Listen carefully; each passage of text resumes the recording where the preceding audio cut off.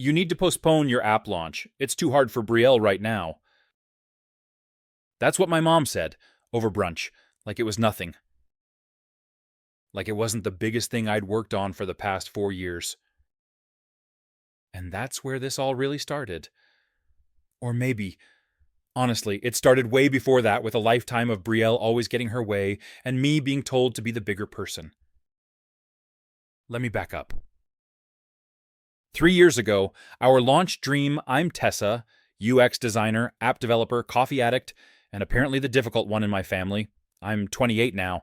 3 years ago, my best friend turned co-founder, Jamie, and I finally landed seed funding for a wellness tech app we'd been building since college. It was clean, ethical, trauma-informed, and low-key brilliant. Our beta users were obsessed. We even got into this elite startup incubator in San Francisco. It was everything. My family, meanwhile, is full of tech types, angel investors, engineers, a retired venture capitalist uncle, so you'd think they'd be proud. Right. Nah, they were too busy hyping up my cousin Brielle. She's the influencer of the family, 29, super polished, a bit fake, and has this lifestyle brand that's 90% aesthetic and 10% actual business.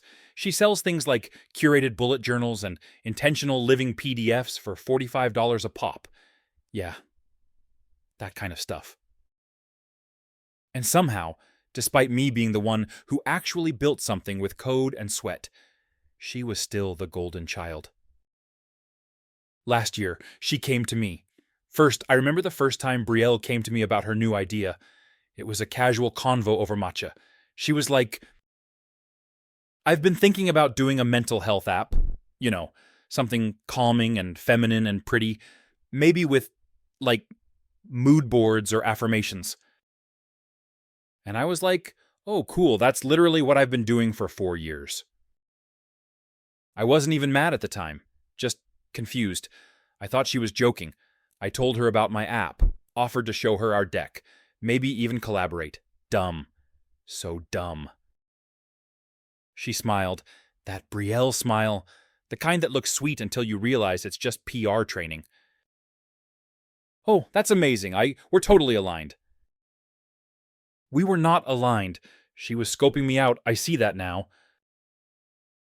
9 months ago, the real betrayal. A week before our launch party, we started hearing whispers. One of our shared investor contacts ghosted us, then another. Then we found out Brielle had pitched her own version of our product to them, a glossy mock-up and a recycled version of our language, dressed up in neutral beige and influencer buzzwords.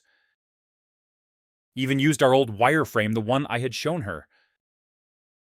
But here's the kicker. She said I stole her idea. She went around telling people I had taken inspiration from her mental wellness brand and used it to develop an app behind her back. WTF? I built that app from scratch, with Jamie, with literal code, wireframes, test cases, backend servers. She builds Canva PDFs. I wanted to go nuclear. Jamie begged me not to. Let's keep it clean, he said. Truth always comes out. Spoiler, it doesn't, not unless you force it. 1 week before launch, the family fallout. My mom called me and asked if we could soft launch instead of going public. She said Brielle was having a hard time, and it felt insensitive to be so public with my success when Brielle's app idea had fallen through. Excuse me. I tried explaining everything, that I hadn't copied anyone, that I'd been building this for years, that Brielle was the one sabotaging us. And my mom. Tessa, don't be petty. She's just struggling. Family sticks together.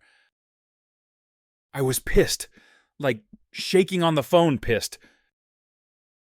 Because no one had stuck with me when I was broke, skipping meals to pay for cloud services, pitching my soul to VCs who didn't know UX from a hole in the wall. And now that things were finally working out, they wanted me to dim myself. Screw that. Launch day, empty seats and cold silence. We went ahead anyway. The event was beautiful. Our numbers were strong. Press coverage was solid. Jamie's parents came. My college friends flew in. His little niece gave me a flower and called me Miss Appboss. I cried. Not gonna lie. But from my family... crickets. Not one person showed up. Not even my dad. Not even a text. They all claimed they were caught up with Brielle's emotional crisis. She had posted this cryptic story on Instagram with a black screen and a quote about being erased. It got 17,000 likes. I got a stomach ache that lasted for 2 weeks. Aftermath. I went silent, they went loud. I pulled back. I went no contact. I blocked Brielle on everything. I didn't even try to explain to extended family. They'd already made up their minds. One aunt even messaged me. I hope you and Brielle can heal from this competitive phase. She's grieving a lot right now. I didn't respond, because what the hell do you even say to that? The funny thing is, for a while it worked. I went ghost, focused on growth, let our product speak. And it did. We got picked up by 2 health-focused platforms. We landed a collab with a mindfulness podcast. Jamie got to quit his consulting gig. Meanwhile, Brielle's soft launch fizzled. Her fake app never materialized beyond a Figma mock-up and a few TikToks. She pivoted back to sponsored skin serum. But then, I got pregnant. And that's when the cycle started again. A month ago, Jamie and I announced the pregnancy on Instagram. Nothing dramatic. Just a photo of us sitting on the floor of the nursery with a tiny baby onesie and a soft-focus sonogram in the background. Caption. Coming this winter, our next big project. The post blew up. Friends were excited. Our team sent flowers. Even a couple of former mentors commented. It felt good, like life was shifting into something softer, steadier. I hadn't heard from my family in almost a year. But that same afternoon, I got a call. From my mom. Her name popped up on my phone, and I just stared at it.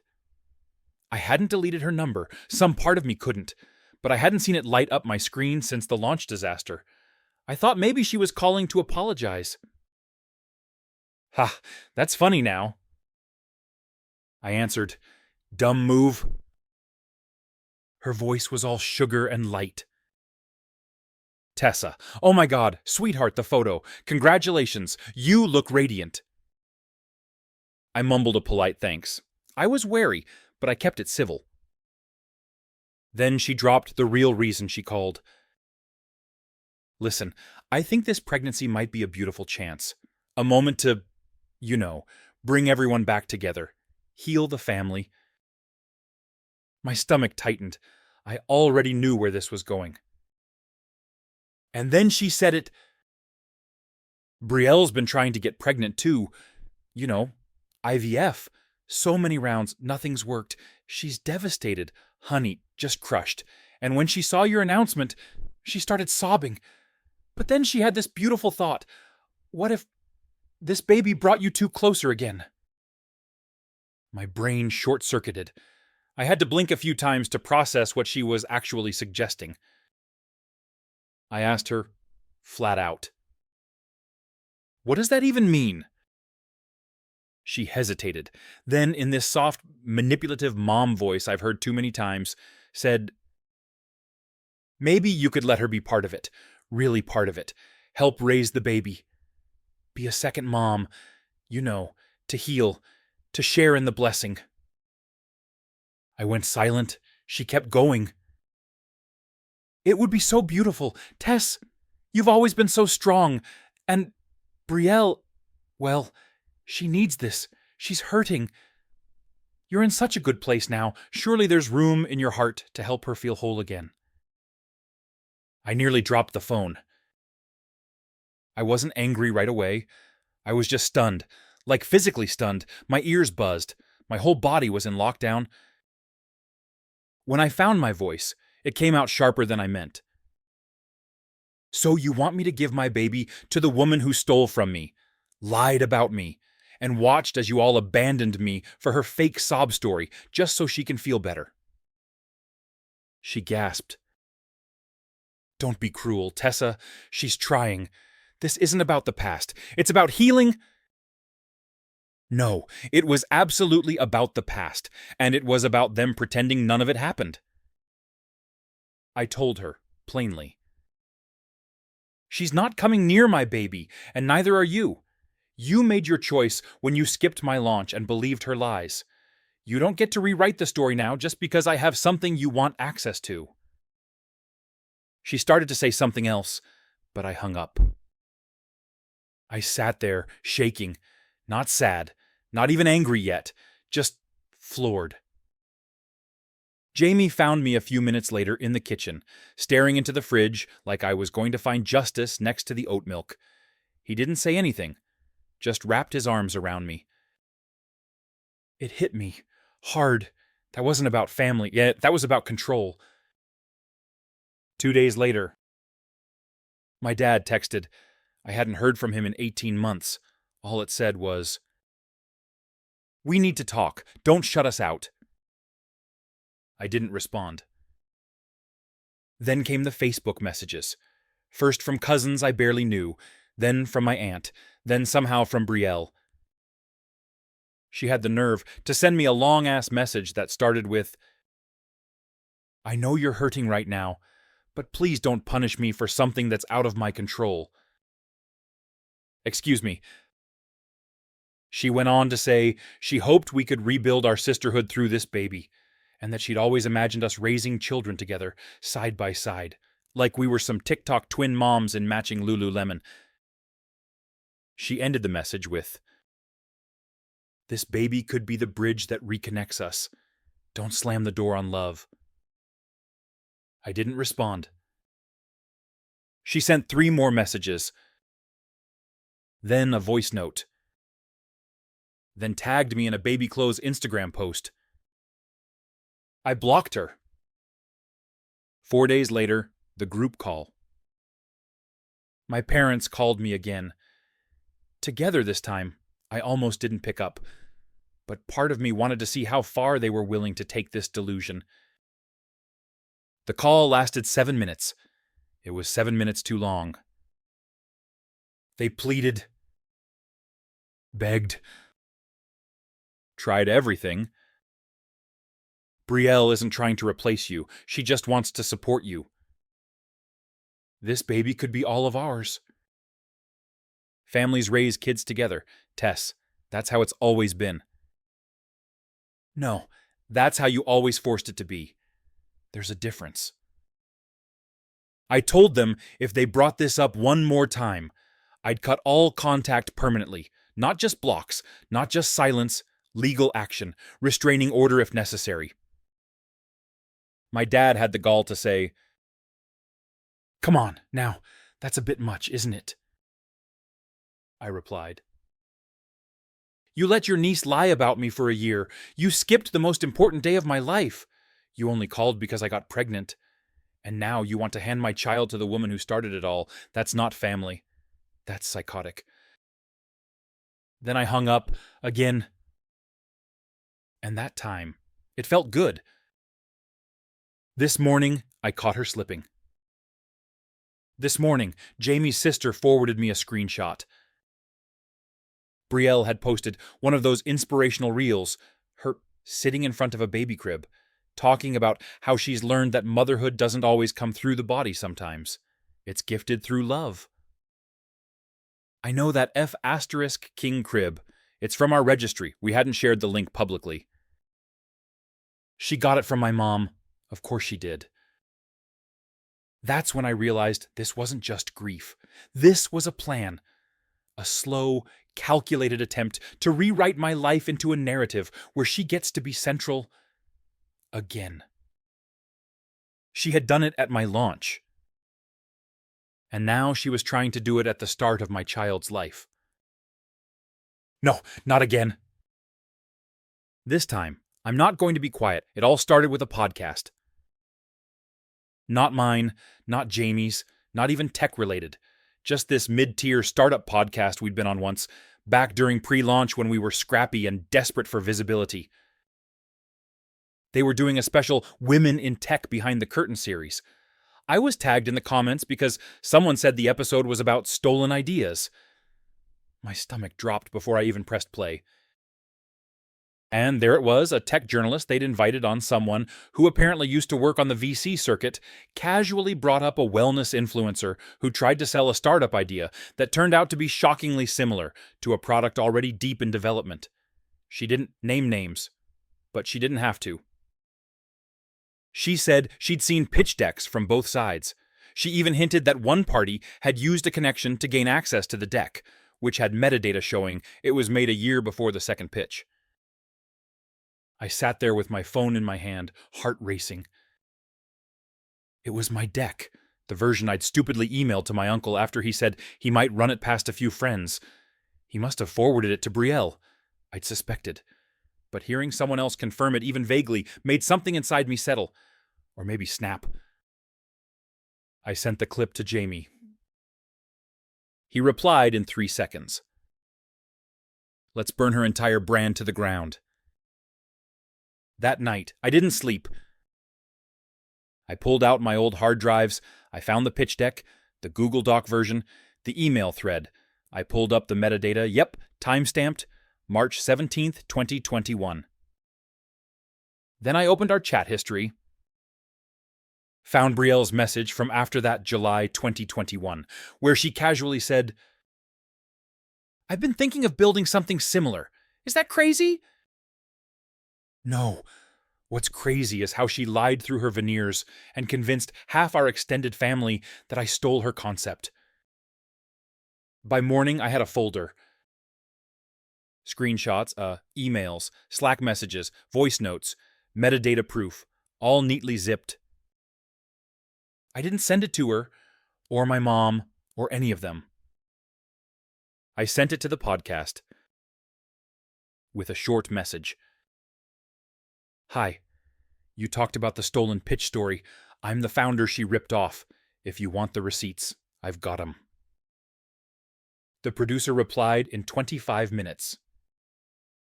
A week later, they published a follow-up episode. This time, they didn't keep it vague. They didn't name her, but, again, didn't need to. They walked through the metadata, the fake influencer pitch, the gaslighting, the VC manipulation. They even read parts of the email thread with my permission. The comments exploded. People started putting it together. Wait, is this about MindMuse versus the Pinterest girl? Didn't that one influencer say she was developing an app last year that never dropped? The Reddit threads were brutal. Twitter even worse. By the next day, Brielle's comment section was a dumpster fire. I didn't say a word. I didn't even like the podcast post. I just watched her flounder, watched her go live and cry on Instagram, watched her pretend she was just trying to help mental health, and this isn't what sisterhood should look like. Someone reposted it with the caption, "Imagine stealing your cousin's life and then crying when you get caught. Girl, bye." The family group chat lit up that week. I wasn't in it anymore, obviously, but my cousin Lila screenshotted everything. My mom defending Brielle. She just made a mistake. She didn't mean harm. My dad asking if I'd hacked the podcast. My aunt begging people not to pile on. Lila sent me a message that made me laugh out loud. Girl, they're melting down. You didn't even say a word and still managed to nuke her whole career.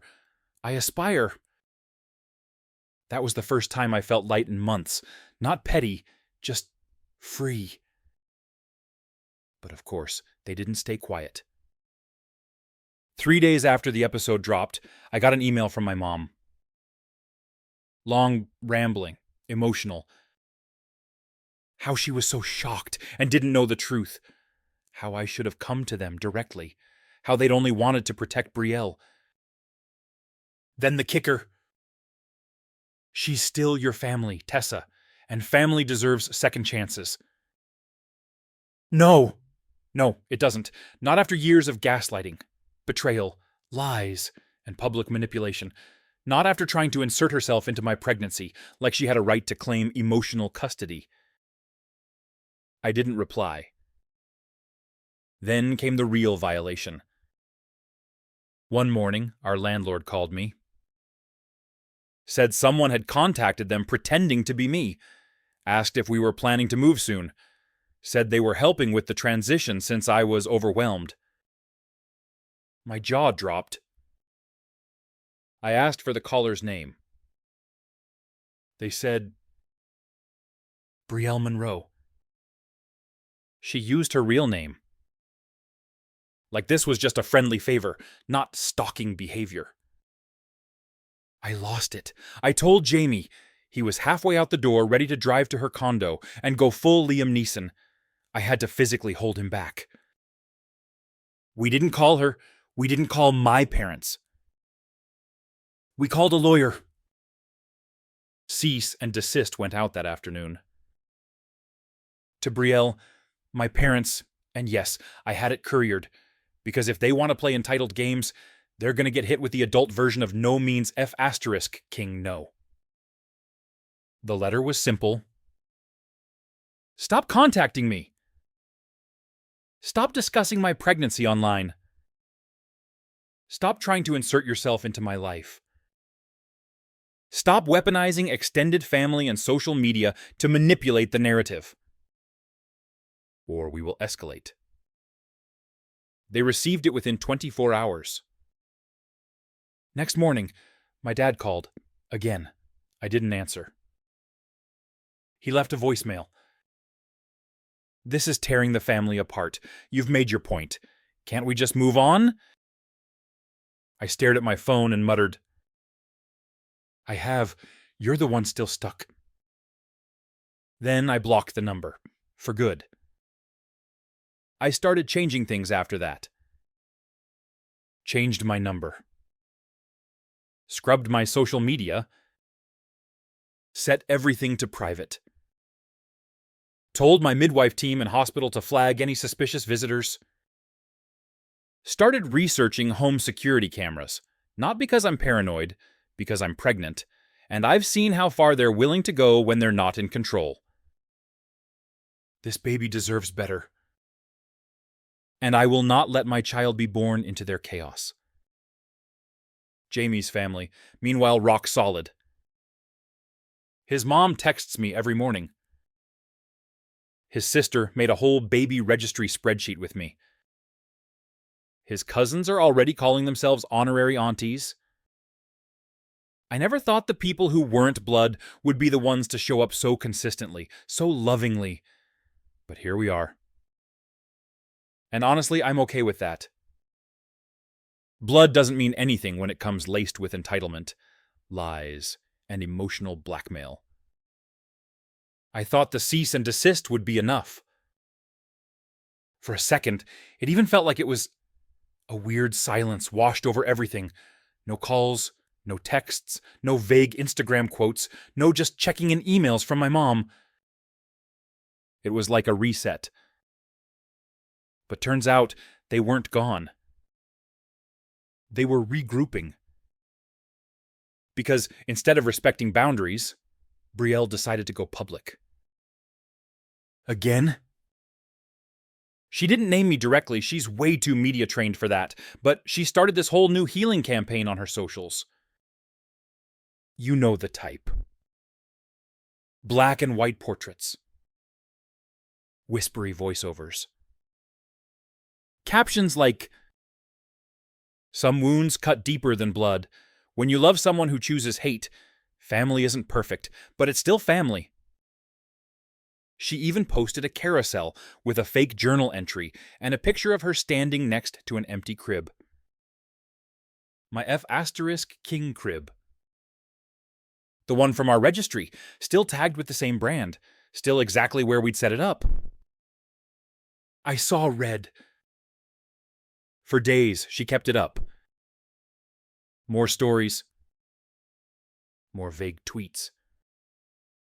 More emotionally manipulative content designed to make me look like the heartless one. People were eating it up. Comments like, "You're so strong for trying to rebuild. Some sisters just don't know what they have. This must be so painful for you." Meanwhile, she's the one who stole from me, tried to insert herself into my child's life, called my landlord, and got slapped with a cease and desist. But sure, she's the victim. I didn't say a word, still tried to stay quiet. Until my mom jumped in. She posted this god-awful photo of the two of them holding hands at a brunch table. Caption: "Watching my daughter struggle breaks my heart. I just pray one day they remember what being a family truly means." Daughters. Plural. Funny how I wasn't invited to that brunch. Funny how I hadn't spoken to her in months, unless it involved a legal letter. The comments under her post were just as bad. People from church, old friends of the family, even people I hadn't seen since high school, all piling in with fake wisdom. "You're doing your best. Mama, family rifts are so painful. Sending prayers to both girls." I wanted to scream.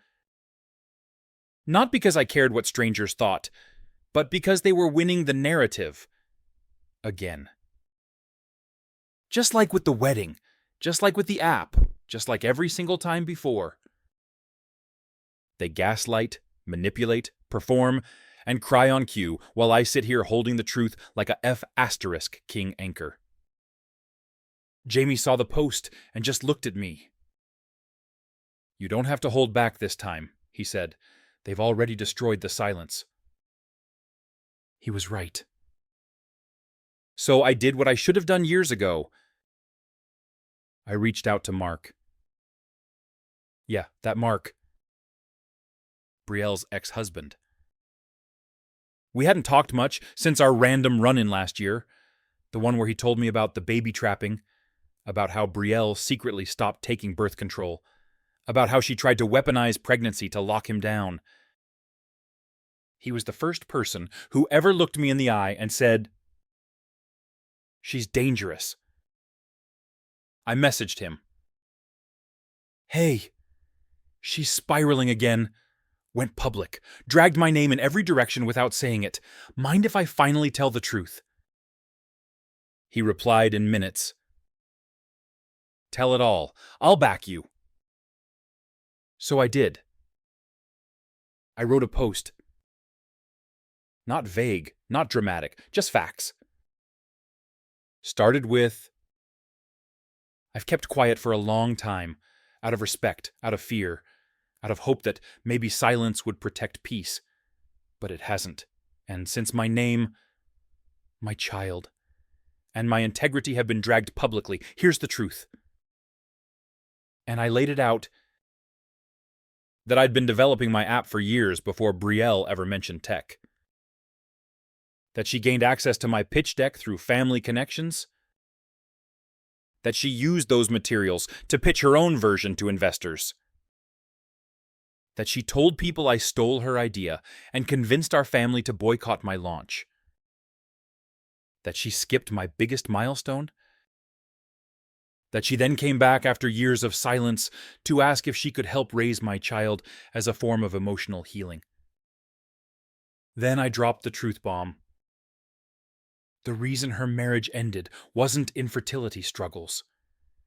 It was because she manipulated her husband into thinking she was still on birth control, hoping he'd be forced into fatherhood.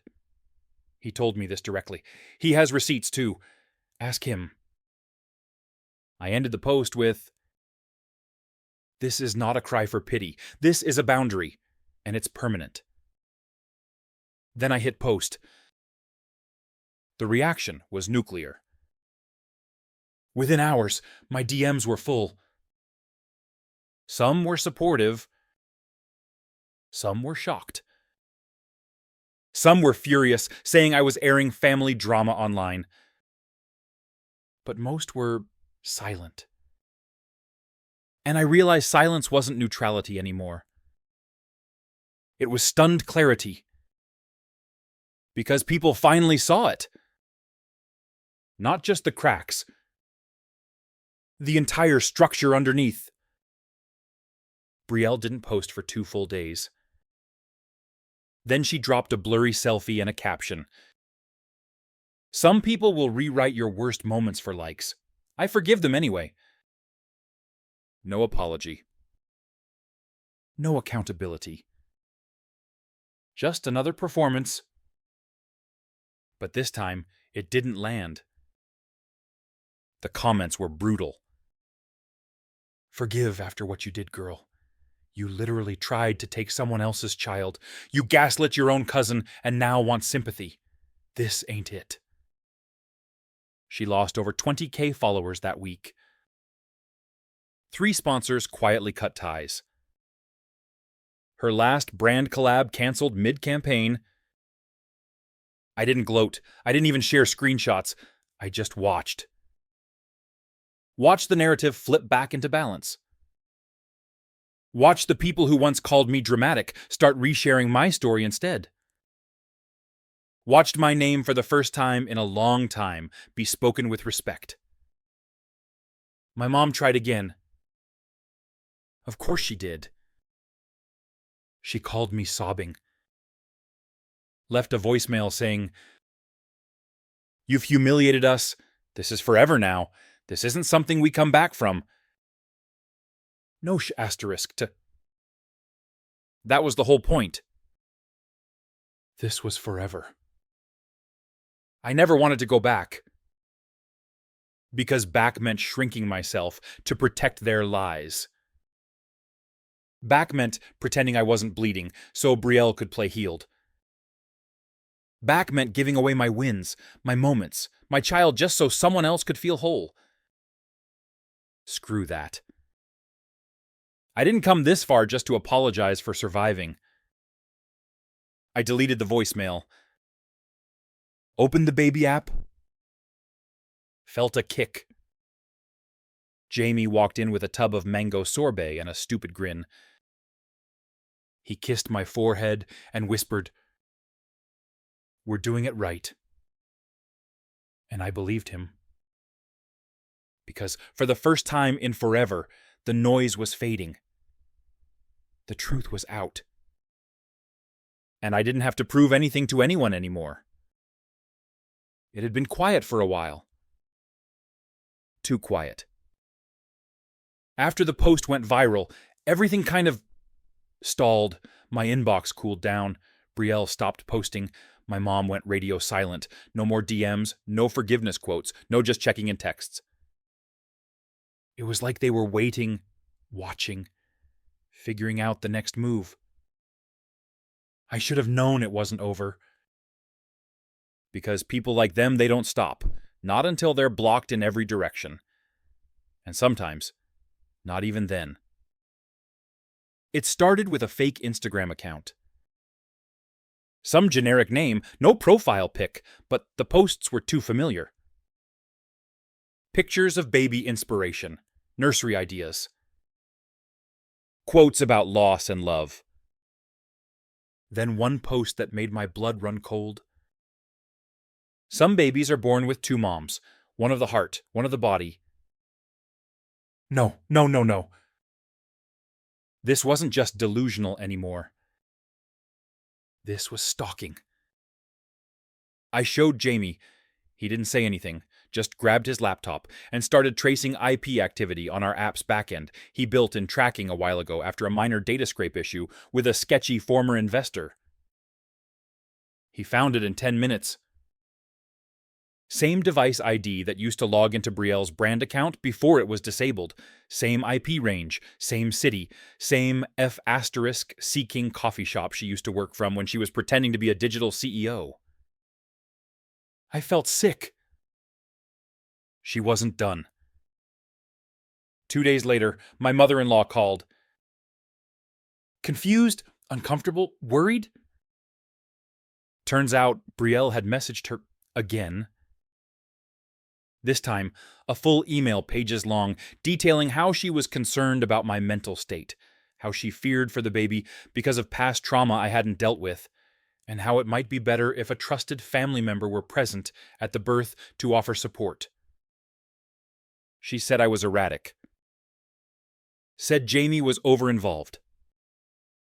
Said I refused to acknowledge the loss Brielle suffered, and that grief sometimes takes the shape of obsession, but that doesn't mean it's not rooted in love. I couldn't breathe. She tried to weaponize postpartum mental health before I even gave birth. She tried to frame me as unstable, not just to my family, but to his. To the people who had been my rock this whole time. I called our lawyer that night. We added harassment, defamation, and emotional intimidation to the cease and desist. But it still felt hollow. Like trying to patch a cracked dam with tape. Because this wasn't just paper deep anymore. This was my life. My child. And Brielle, with her fake healing posts and twisted logic, still believed she was entitled to a seat at the table. Even after everything. So I did the thing I didn't want to do. I filed a police report. For digital harassment. For impersonation. For defamation. And I gave them everything. Emails. Screenshots. Voice notes. The fake Instagram account. The landlord call logs. The email to my mother-in-law. The creepy-ass quote about 2 moms. The IP traces Jamie had dug up. All of it. The officer didn't even blink. He'd seen worse. But he looked at me and said, "You waited a long time to do this? Why?" I just nodded and said, "I was raised to protect her." His face softened. "You're protecting someone now, but it's not her anymore." That same week, we upgraded security. Camera at the front door, one out back, sensor lights, a ring setup. And we flagged our names with the local hospital's privacy system. Locked down our birth plan. Told the nurses there was a woman family, technically, who might try to show up out of concern. We used Brielle's full name, photo, and made it very, very clear. Do not let this person in. Do not tell her we're here. Do not acknowledge her existence.